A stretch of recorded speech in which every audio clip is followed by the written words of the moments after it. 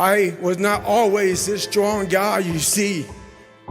I went through a lot of hard times in my life to get here today. All I wanted to be was an uncommon man. In my whole life, I was not that. I was 6'1" and 300 pounds. I walked in the recruiter's office and he looked at me and he said, "You're fat and you're black." He said, I basically had to lose 106 pounds in less than 3 months.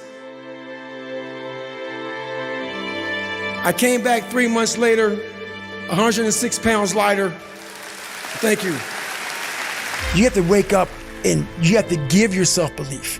It's about gaining control of your mind, putting things back in the proper perspective, and then saying, I really do want to be here. With every obstacle, I look at it as friction now.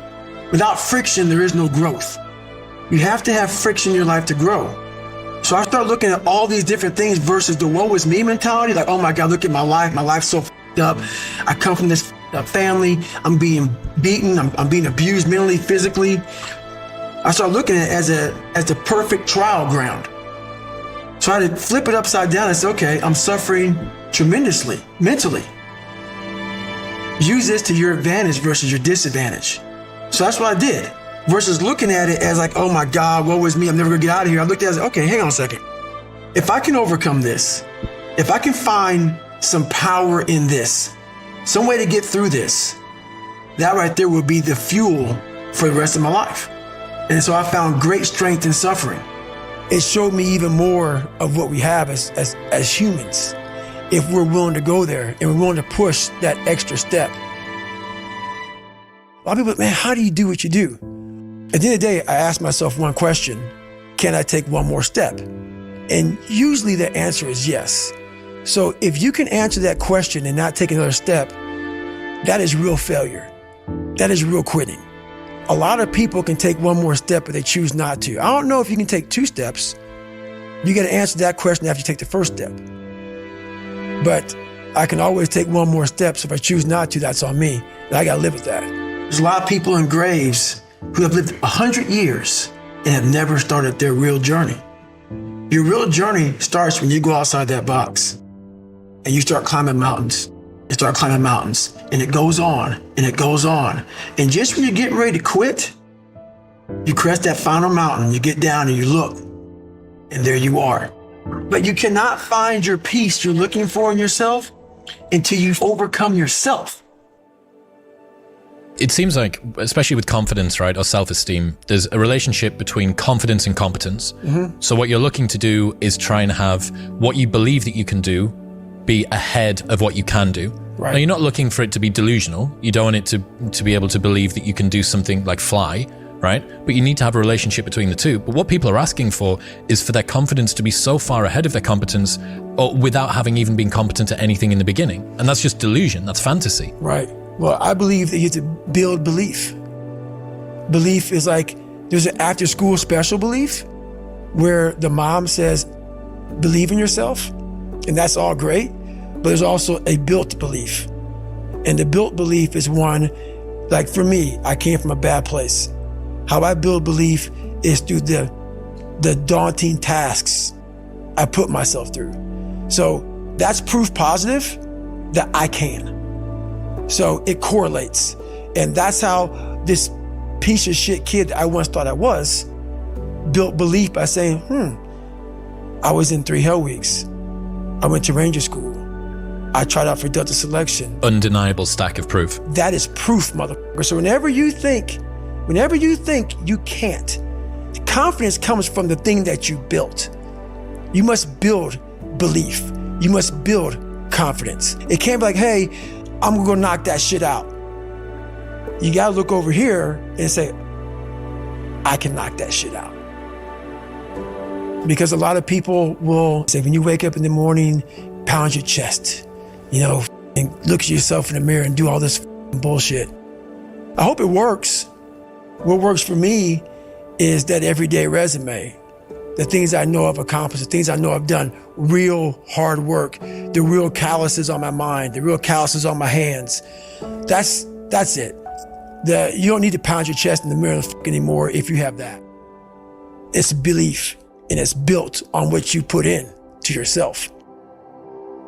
I came from a small town in Indiana where there was a handful of black families. And a lot of people in that town, when you come from a town of 8,000 people, it's like we had a local plant, Great Dane. You're like, you know what? I want to work at Great Dane and get a house next to my mom. That's what you know. So many of us come from these small places in our mind that we're not willing to think outside only what we've seen. Our mind works in such a small compartment. And one thing I was able to do was to dream. But I was able to dream outside those fucking four walls of that small town. Until you're able to really put yourself into that dream, but don't make dreams your master, that's where you truly become what you're destined to become. A lot of people sit back and they dream about being a sports figure, or dream about being a SEAL, or dream about being an astronaut, and all it is a motherfucking dream. They don't put the work behind the dream. When you become the master of your fucking dream is when you say, I want to go be a Navy SEAL, and you say, okay, I'm going to lose 106 pounds in less than 3 months. The dream was the one thing I thought about, and the dream was now gone. The dream goes away, and the fucking laundry list of fucking details and tasks come up. That's when you become the master of your dream. Ryan Holiday says, talking about the thing and doing the thing vie for the same resources, allocate yours appropriately. That's it. That's it. That's the way it works as well. That's the way that the brain works. You can actually get these kicks of dopamine by telling your friends about, I'm going to be a Navy SEAL. I'm going to start my training next week. It's going to be great. I'm going to feel like this. Feels good. It feels good to talk about that shit, man. It actually makes you feel good, makes you feel proud, all that shit. But guess what happens? That alarm clock goes off at 4 a.m. to train. I don't want to be a SEAL today. Or I don't want to be whatever today. I'll start tomorrow. And that's the usual pattern of people's lives. That's why I talk about clearing out the mind. Until you really want to do something, you're always going to be a talker. You're always going to run your mouth. So if you wake up in the morning and you don't want to do something, you don't care enough about yourself.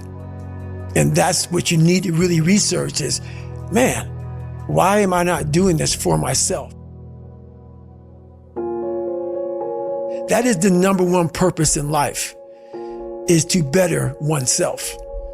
So that's the only purpose I fucking need.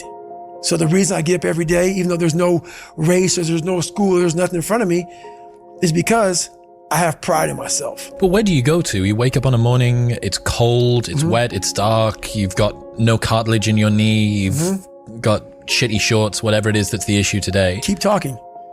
You've got these problems, right? I need you to keep talking about what you were just saying. It's warm on the couch. That's Your it. missus says stay in That's bed. it. It's comfy, That's it's cozy. That's You've got it. work later on. You had an argument last night. You're slightly it. hungover. Because I know every motherfucker ain't going to do what I'm going to do. So this is how you level up. That's how you level up. I know there's a whole bunch of people with that right there. That fires me up. That makes me fucking happy, what you just said. That brings joy to my life right there. Why? Because I know there's so many people that have the ability and just refuse to get off that couch. Refuse to study a few more hours. Refuse to go deeper, to go further. And that's where I gain the advantage. It's so easy to be great nowadays, my friend, because most people are weak. Most people don't want to go to that extra mile. Most people don't want to find that extra because it sucks. It's miserable. It's lonely. A lot of people wonder, how did you become this? How did you become so vulnerable? How are you doing a podcast now when you were this kid? You overcame things. You fought them. And now this is what happens. This is on the other side of overcoming. You become very, very powerful when you overcome yourself. All those things you once cowered from, you were afraid of, when you face them eye to eye every day, you now become exactly who you are. You've faced your demons. You were able to hear all your past traumas. When you go to war with yourself, you find a lot of peace because you know exactly who you are And that is where the peace is really found for me. Talk to me about what it takes to be on one side of a door in Iraq or anywhere, knowing on the other side of the door, people who are not afraid of you, they're ready for you to come in, and they have guns, and you still have to breach that door. That's a great question. That's a very scary situation when you are on one side of the door and your mind is racing, because on the other side of that door, it could be no one. It could be 4 guys with 4 AK-47s. That door you're about to open could be booby-trapped. So once you open it, boom, your legs are gone. So there's 1,000 things you think about when you're the first guy, second guy, third guy, getting ready to go in a room and flood it. And that's why I talk about the warrior mentality. And that's why so many people are lost when I start talking. You have the right. You're lucky that you don't have to think like warriors think. You're very privileged. I chose this world to be a warrior. And I would choose it again if I came back to this world. But the mentality of a warrior is very different than normal mentality. You must be that person on that door, get ready to open it, thinking to yourself, if I die, so be it. The only way you can go in that door is knowing there's a great chance you're gonna die. It's like being a SEAL, you train with live ammo. You jump out of an airplane, everything you do, you could die. So to be a warrior, why people don't understand me, I'm glad you don't understand me. Merry Christmas, good on you. Because being a warrior takes a whole different mindset. A whole different mindset to know that there's a great chance I may not be in the military. Like I was in for 21 years. I'm lucky. I'm very lucky that I'm alive, able to talk to you, able to still run. But when you sign up on that dotted line to be like a SEAL, your mentality changes. I may not live. You gotta accept that. And that's the mentality you have. And that's what makes you a warrior. If you're scared to die, you're a bad warrior. I'm also looking at the guys to my left and to my right, realizing that we're here together, man. And I have to be strong for them. And they gotta be strong for me. A lot of people, either you like me or you don't, even in the SEAL teams, but when you get to that door or you get on that mission or you get on that op, all that shit's out the door, man. You know, you do it honestly. I mean, people say all the time in these movies, and you really out there fighting for that guy beside you. And you can't be a coward. Because you know what, and this is how I look at everything I do now in life, and this sums it up. I hated jumping out of airplanes. I hated shooting guns. I hated the job as a Navy SEAL. But I did it because I wanted to change myself. Everything I do, I'm not really comfortable doing.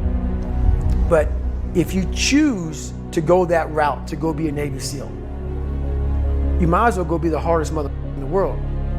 Because if you're choosing to do something, you have 2 routes. You can go there and be a little weak person and get through barely, and that's your reputation. Or you can go through the hardest guy you can possibly be, and that's your reputation. So my whole thing is, if you're gonna choose to open that door in Iraq or Afghanistan, open the mother and go in hard. Because they're gonna remember you by slowly opening it and peeking in. So if you're gonna open it, and you made the mind to open it, don't crack it open. Open the door, go in. That's with life. If you're choosing to do something, attack it. Because they're gonna remember you as not attacking it. So I want to be remembered. You can hate me, but there's one thing you can't say about me. I didn't attack it. So that's the mentality to have. If you're gonna do something, you might as well attack it, because you can do it anyway. Right. Who on this earth would still be going right now? You are. You are.